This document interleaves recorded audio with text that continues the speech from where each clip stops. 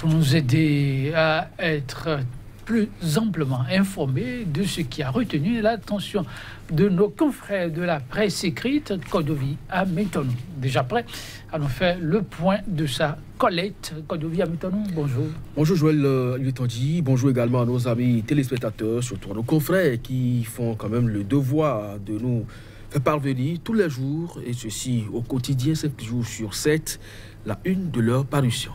Oui, un clin d'œil à eux au passage. Le travail n'est pas du tout aisé, c'est un travail de fourmi.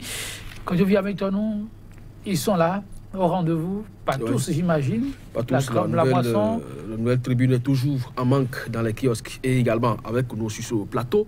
Mais ça, la nouvelle tribune, l'information continue et le pétrole, le dragage de sable, le journal La Nouvelle Tribune d'ailleurs qui s'invite au débat, sans oublier l'Église catholique qui fait parler d'elle également. Ok, on va démarrer avec le journal La Dépêche. La Dépêche qui donc met en grand titre ici, grande bataille pour ou contre la révision de la Constitution, le point de vue qui démolit les arguments des révisionnistes. Et là, vous comprenez donc que ce n'est pas un avis en termes de point de vue ici, mais c'est un coup de poing, mais ici qui démolit donc les arguments des révisionnistes, illustre le journal La Dépêche. Et puis, programme de vérification des importations 3e édition, les sociétés d'inspection entretiennent des relations personnalisées avec le pouvoir politique pour mieux s'enraciner. Et puis, HAC quotidien, La Nouvelle Tribune, je vous l'ai dit, Joël Lutondi, le dossier programmé en session extraordinaire. L'Afrique en marche, conclave de la dynamique unitaire, le bloc 3 de la mouvance élabore ses plans, mais la conquête de l'électorat de Boni Yayi sera difficile.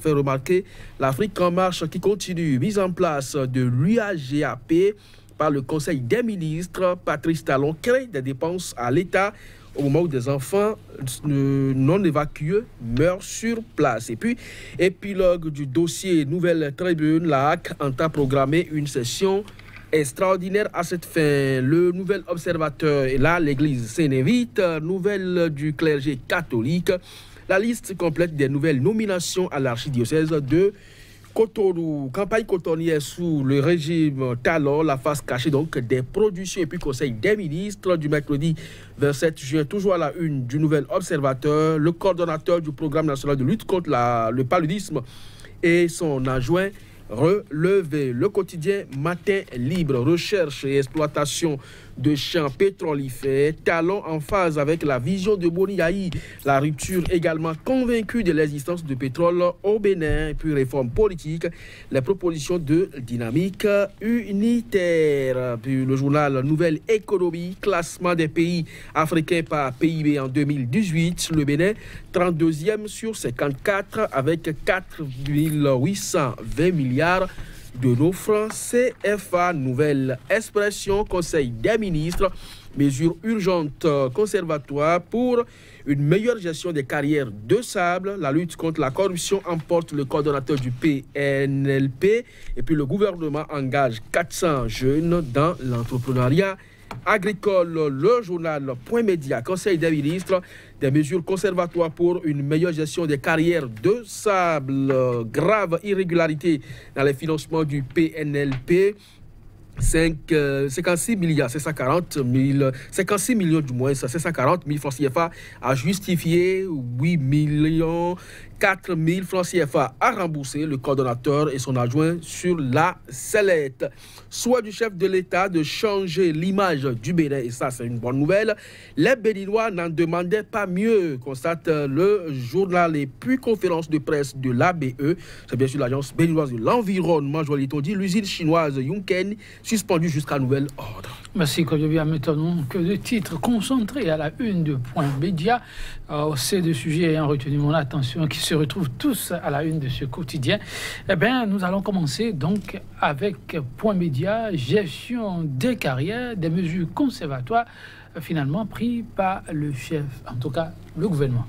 Oui, c'est quand même à saluer parce que un peu partout sur le territoire national où c'est autorisé par le gouvernement l'exploitation donc des sables au niveau donc des fleuves, eh bien, c'est de l'anarchie, à la limite, c'est de l'anarchie.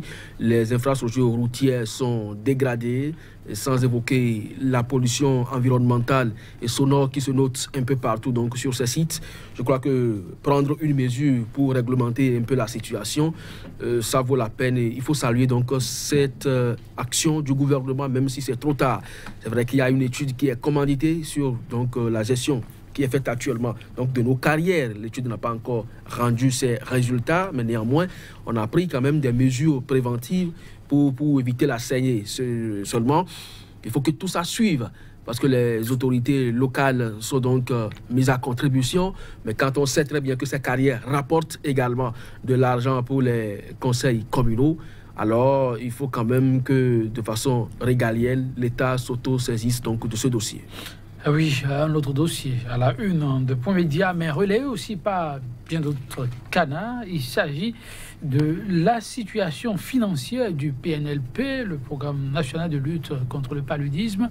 On apprend que le directeur est dans de beaux draps, le coordonnateur général, ainsi que son adjoint sont tous deux dans de beaux draps. Oui, relevé. Il y a un autre journal qui l'a dit, je crois que c'est le journal Nouvelle Expression, sur la sellette, écrit Point Média là-dessus. C'est des chiffres en millions qui sont donc évoqués ici pour mauvaise gestion, irrégularité, l'outil d'audit interne qui ne serait pas performant. Bref, c'est autant donc de faits qui sont reprochés à la gestion donc de ce monsieur. Et je crois que aujourd'hui, avec la lutte contre la corruption qui doit toucher donc tous les secteurs de la vie économique du Bénin, il faut que les uns et les autres soient donc écoutés pour ce qui est donc de la gestion de ces fonds afin que la lumière soit faite.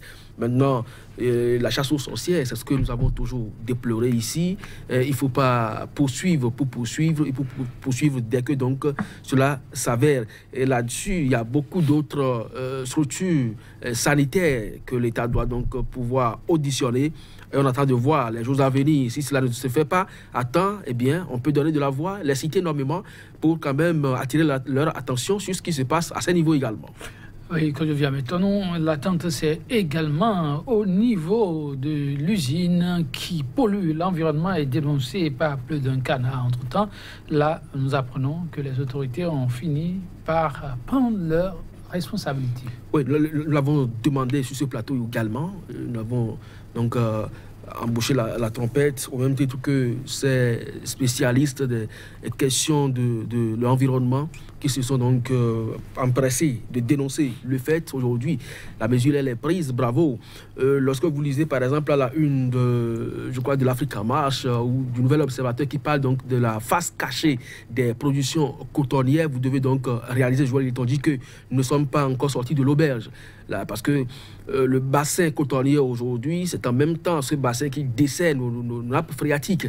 Et là-dessus, les produits utilisés donc pour la production de coton participent également donc de la dégradation de nos sols, mais également de la pollution de nos eaux. Et donc presque tout le monde au sud d'ici est contaminé. Donc ce serait très bien que l'on veuille également apporter les clarifications à ce niveau. Aujourd'hui, l'agence béninoise de l'environnement est montée au créneau, a suspendu jusqu'à nouvel ordre cette entreprise chinoise qui n'est que dans l'Ogozoré, mais un peu plus loin, dans le septentrion. Il se passe également des drames écologiques graves.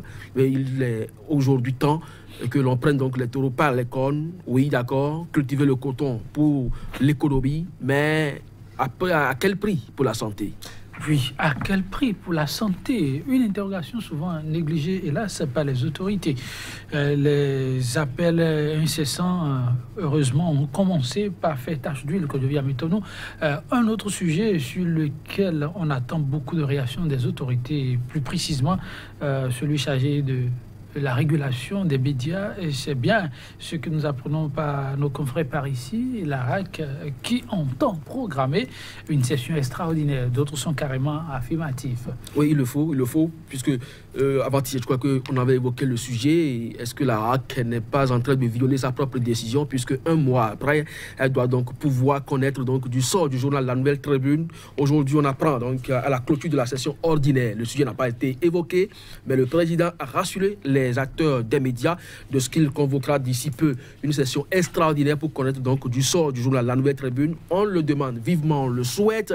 Il ne faut pas toujours s'illustrer en de mauvais exemples. Le président de la HAC peut-être a compris qu'il faut désormais faire les choses avec la manière et il est donc vivement attendu que cette session extraordinaire soit convoquée le plus tôt possible parce que le journal La Nouvelle Tribune nous manque dans la revue des titres et nous manque également en tant que lecteurs, et ce n'est pas nous seuls, il y a beaucoup de compatriotes, beaucoup d'expatriés qui donc lisent ce journal et qui sont donc en manque et chacun le réclame et que cette affaire soit tirée au clair. Le sera cette affaire-là. Oui, quand on devient étonnant, on dit que nous n'avons plus vraiment le temps. Ce n'est pas bien grave. On reviendra demain sur certains sujets restés en suspens et qui, sans doute... Surtout le pétrole. Le Bénin est en passe donc de retrouver le pétrole sous la rupture. En tout cas, on en parlera. Merci, quand on devient étonnant, mesdames, messieurs. Merci. L'instant revue de presse du jour, c'est tout. À demain.